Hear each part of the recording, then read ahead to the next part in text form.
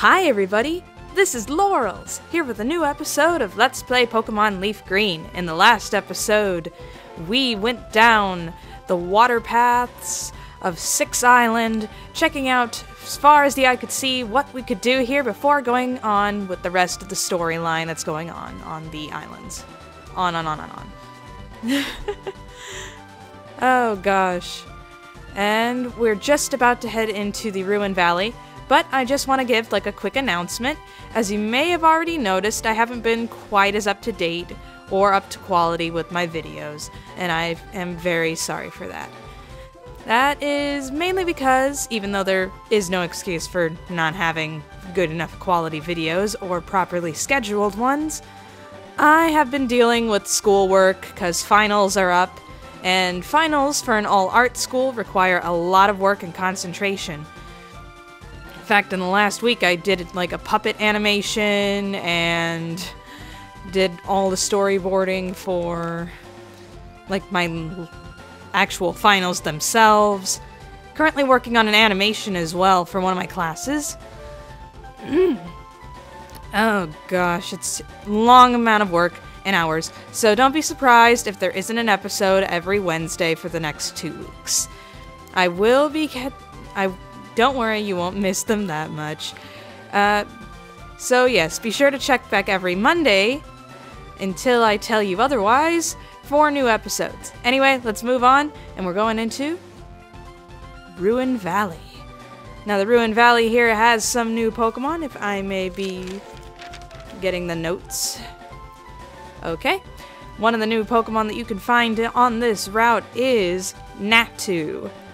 Natu, or Natu, is a psychic flying type and is one of the smallest Pokemon in the game. I believe it's like around 8 inches.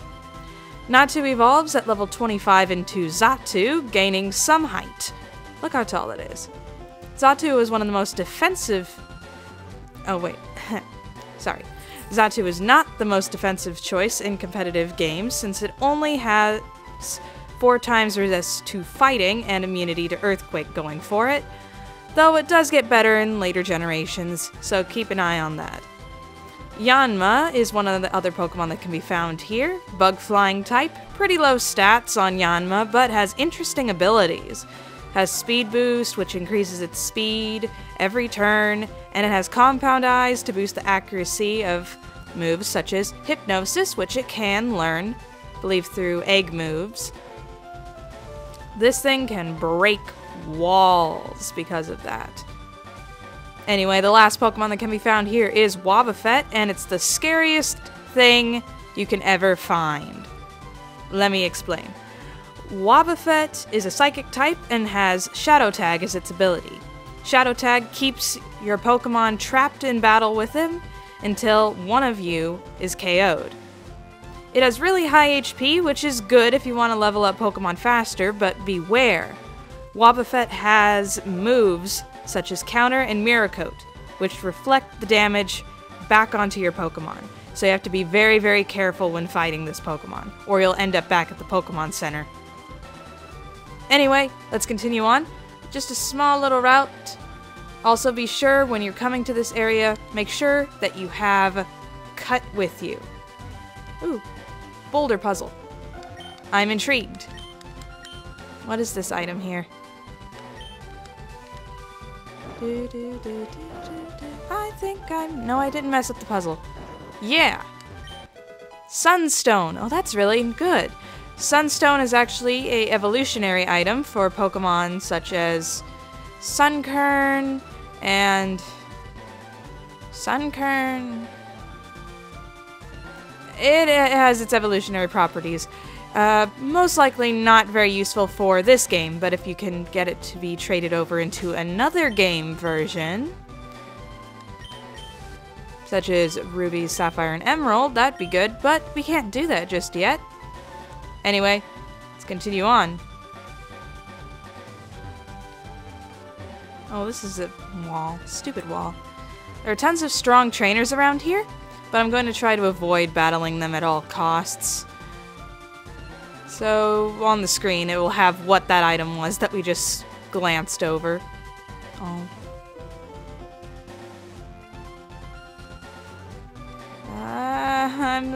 lost. Oh man, I have to go around these guys. You're a pivoting trainer that only goes 2 different directions. Okay. Ooh, you're a 2-direction pivoting trainer too. Okay. Awesome. Got around you. Got around you. And here we are. We are now here at the...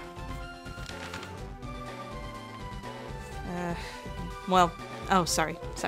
We're now at the entrance to the dotted hole. Door doesn't budge at all. Check it thoroughly.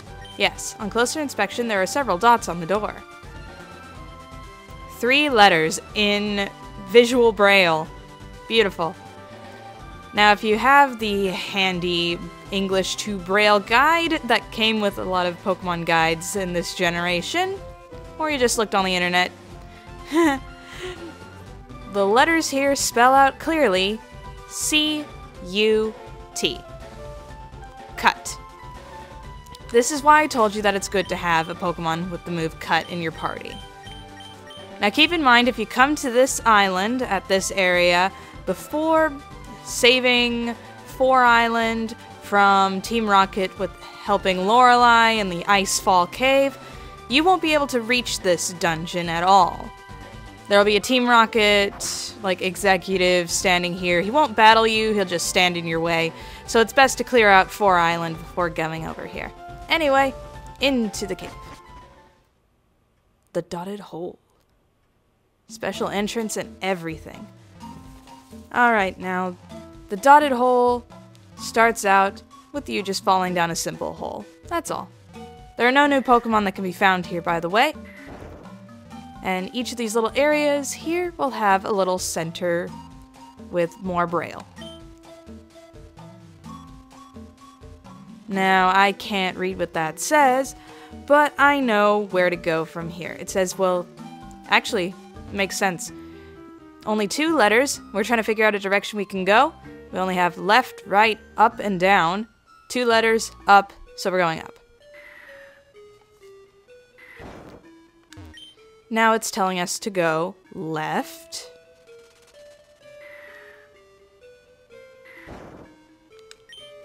Telling us to go right. And down. If you get it wrong, you'll just end up right back where you started, I believe. So it's best to keep in mind where you're going. Ooh. First I'm gonna read this. Get the 2 glittering stones, 1 in red, 1 in blue.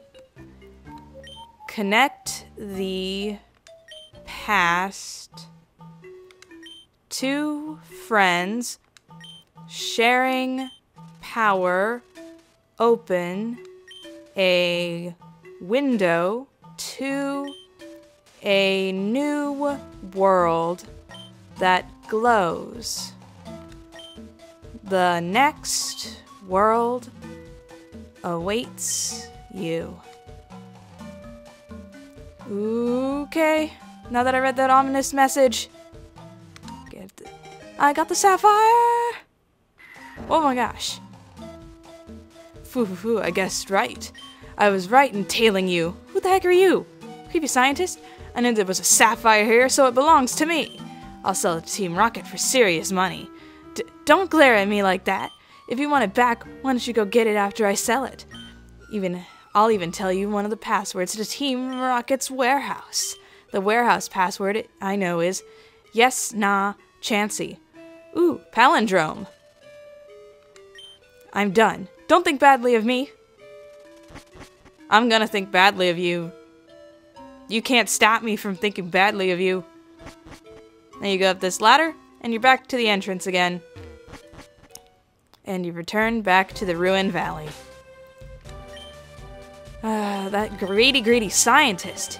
Freaking stealing our Sapphire. What a jerk.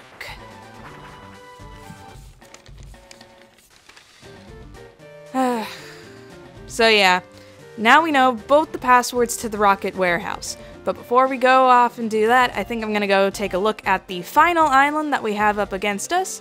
And be sure to check all of that out.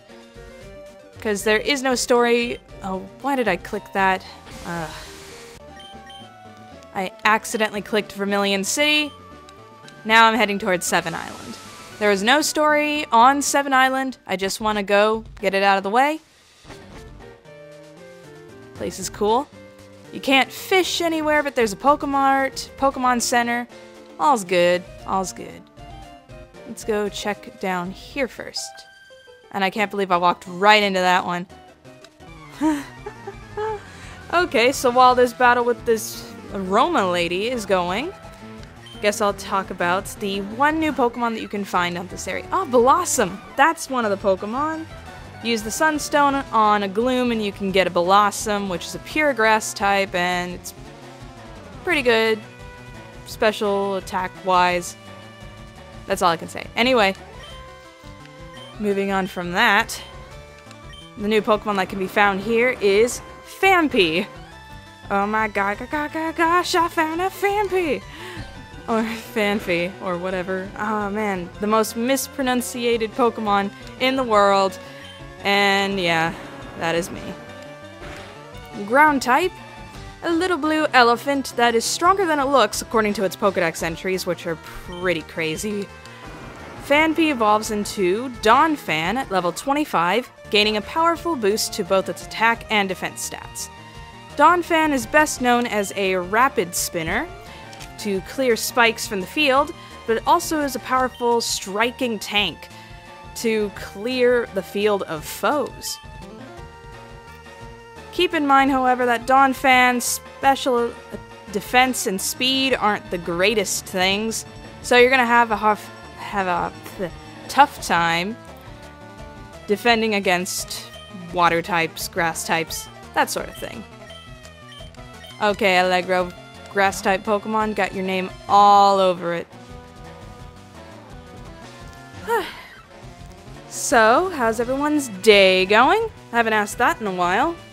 He's been focusing just on me.